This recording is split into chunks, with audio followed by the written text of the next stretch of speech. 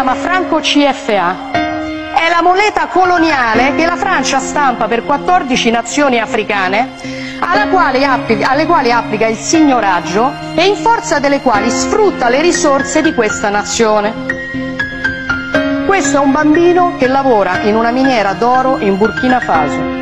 Il Burkina Faso è una delle nazioni più povere del mondo. Per il Burkina Faso, che ha l'oro, la Francia stampa moneta coloniale. In cambio pretende che finiscano nelle casse del tesoro francese il 50% di tutto quello che il Burkina Faso esporta. L'oro che questo bambino si infila in un cunicolo per tirare fuori finisce per lo più nelle casse dello Stato francese. Allora la soluzione non è prendere gli africani e spostarli in Europa, la soluzione è liberare l'Africa da certi europei che la sfruttano e consentire a queste persone di vivere di quello che hanno. Bonjour. Aujourd'hui, on se penche sur une situation assez tendue entre Rome et Paris. Oui, bonjour. On parle des déclarations très très fortes de Giorgia Meloni, la première ministre italienne. Exactement. Des mots qui visent directement la France, et en particulier son ministre délégué à l'Europe, Jean-Noël Barrot. Ça a secoué un peu le paysage politique européen, on peut dire. Tout à fait. C'était lors d'une conférence à Rome, et ce qui est intéressant, c'est d'analyser un peu le fond de ces critiques. Elles touchent à la politique étrangère française, bien sûr, mais aussi, on va le voir, à des tensions géopolitiques et économiques plus larges. D'accord.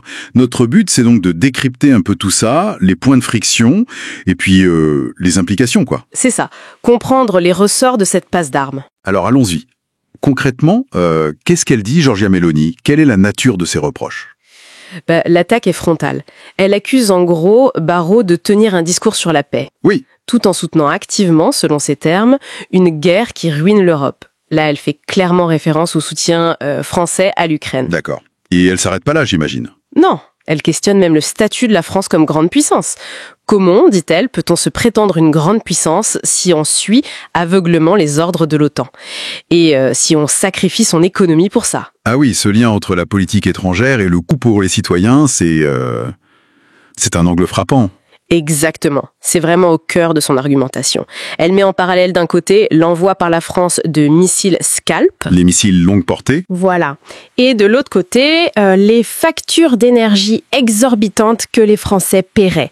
Elle en profite pour souligner que l'Italie, elle, aurait réussi à diminuer sa dépendance au gaz américain qu'elle juge trop cher. Et sur l'économie française elle-même, elle a d'autres critiques? J'ai cru comprendre que oui. Ah oui, elle enfonce le clou.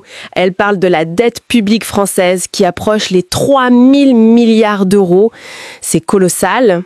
Elle mentionne aussi le poids des dépenses sociales, le budget de la défense qui augmente et même le fonds climat qui serait financé par encore de la dette. Pendant que, selon elle, les entreprises et les ménages seraient en difficulté. C'est ça l'idée qu'elle avance. Une pression sur les PME, sur les ménages. On voit bien qu'au-delà de l'économie, c'est une vraie divergence de vision géopolitique qui se dessine. Absolument. C'est là qu'on touche, je pense, au nœud du problème. D'un côté, vous avez le président Macron qui semble vouloir pousser pour une Europe de la défense plus affirmée, plus autonome, peut-être via l'OTAN ou peut-être de manière plus indépendante encore. C'est officiel. Et de l'autre côté, Meloni qui affiche une position, disons, plus prudente sur l'escalade militaire en Ukraine. Elle valorise davantage le partenariat classique avec les États-Unis et elle critique une France qui, de son point de vue, donnerait la priorité aux intérêts de l'OTAN et de l'UE au détriment de ses propres intérêts nationaux. Elle utilise même des mots assez forts, assez inhabituels. Parler de recrutement forcé en Ukraine, qualifier Zelensky de chef de guerre. Ça casse un peu les codes de communication habituels sur ce sujet. Oui, elle franchit clairement une ligne. Elle brise un tabou, en quelque sorte. Et ces propos, ils font écho, bien sûr, aux critiques des courants qu'on appelle souverainistes en Europe.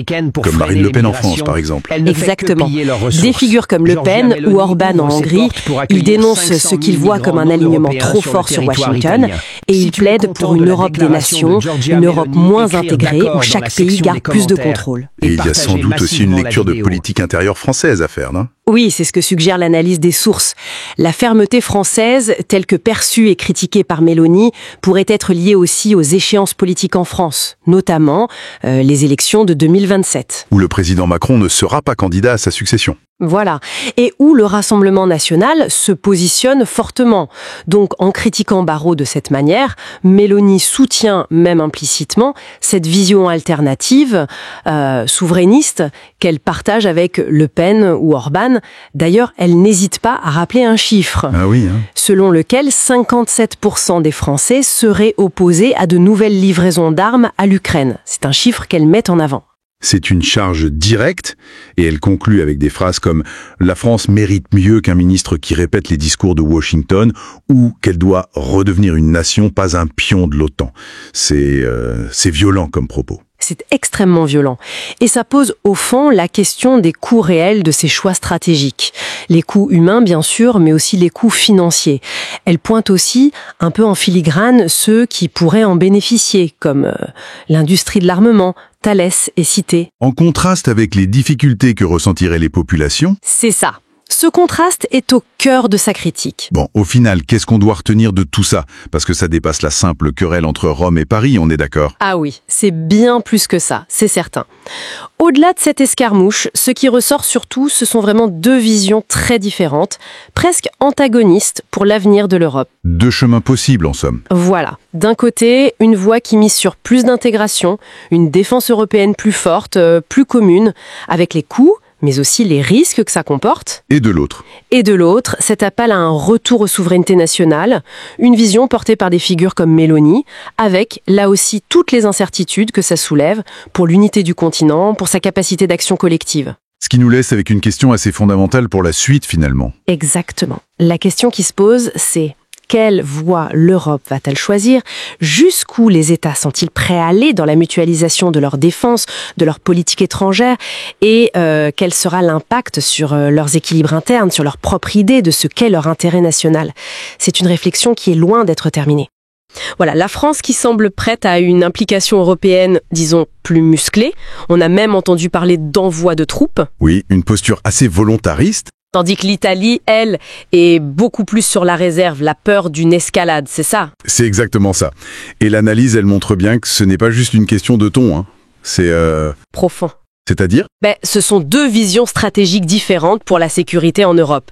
Paris qui pousse pour que l'Europe prenne plus sa place, qu'elle soit plus autonome dans ses actions. D'accord.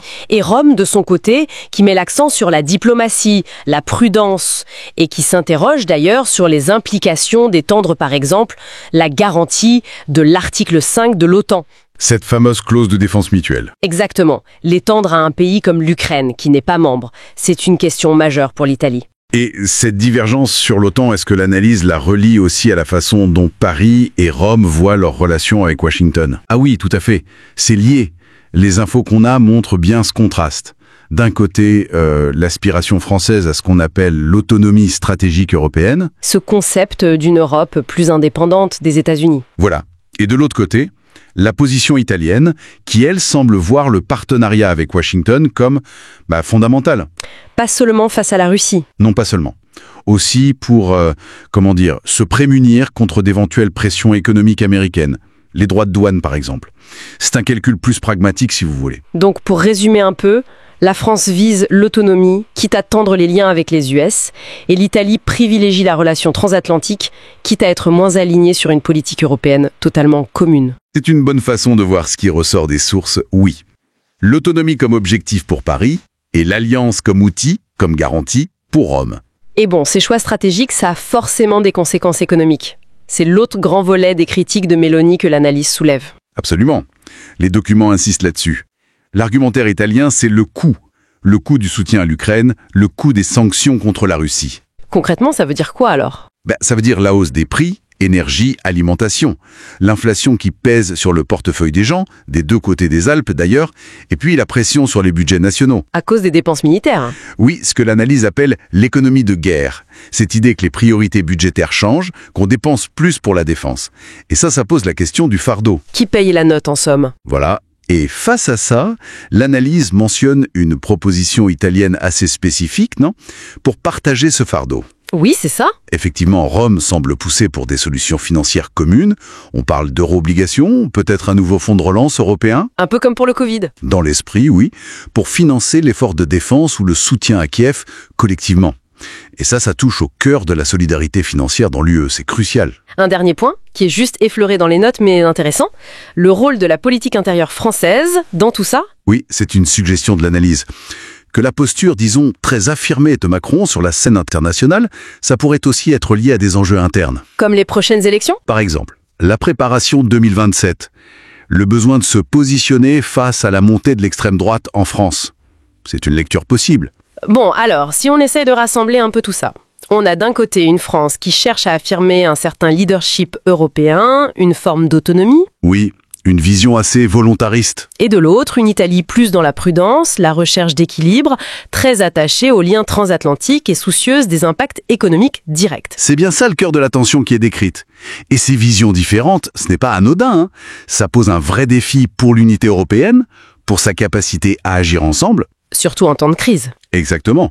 Comprendre cette dynamique, ces différences, c'est essentiel pour saisir ce qui se joue en Europe aujourd'hui. D'accord. Et peut-être pour finir, une question qui va un peu au-delà de ce duo France-Italie, c'est de se demander comment ces visions divergentes sur la sécurité, sur l'économie, sur les alliances, comment tout ça pourrait influencer la capacité de l'Europe à répondre collectivement aux prochaines crises mondiales. Une question ouverte, assurément. Une question ouverte, oui, et qui mérite réflexion.